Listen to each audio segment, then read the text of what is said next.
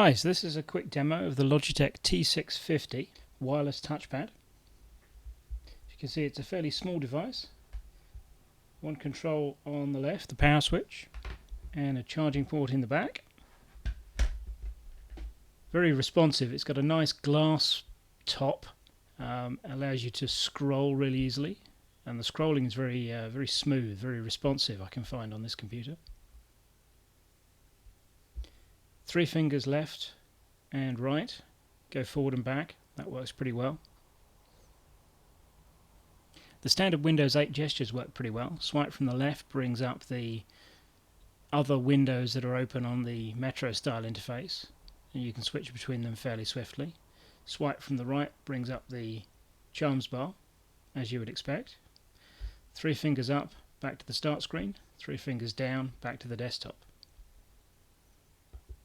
Where it starts to get a bit harder is when you need to click and drag. So here I have a file, and you can see to click and drag I'm pressing down with my thumb, moving, let go.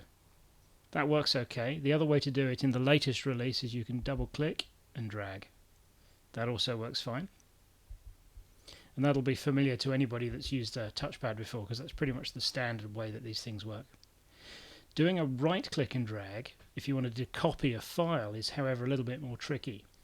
You have to hit the right space, which is down here by my little finger. So if I try it here, I can hit the right, click it with another finger, move it, let go, and there you can see I did a right click because I've got the option to copy.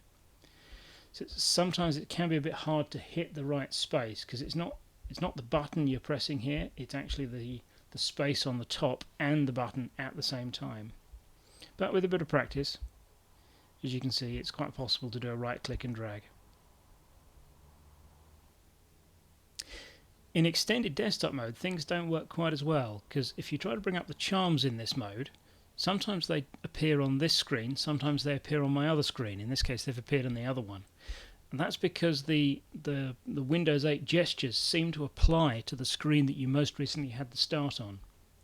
I can get the start over here by coming into the bottom right hand corner and clicking start, so now I've got the start screen. Now when I go back to using the standard Windows 8 gestures, they work on this screen.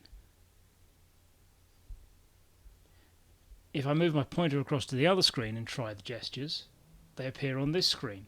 So that's kind of a little funky. You've got to remember that the start screen magic will happen only on the screen that you were last start screened on, if you know what I mean.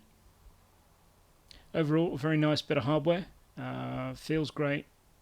Seems to be very responsive. No complaints.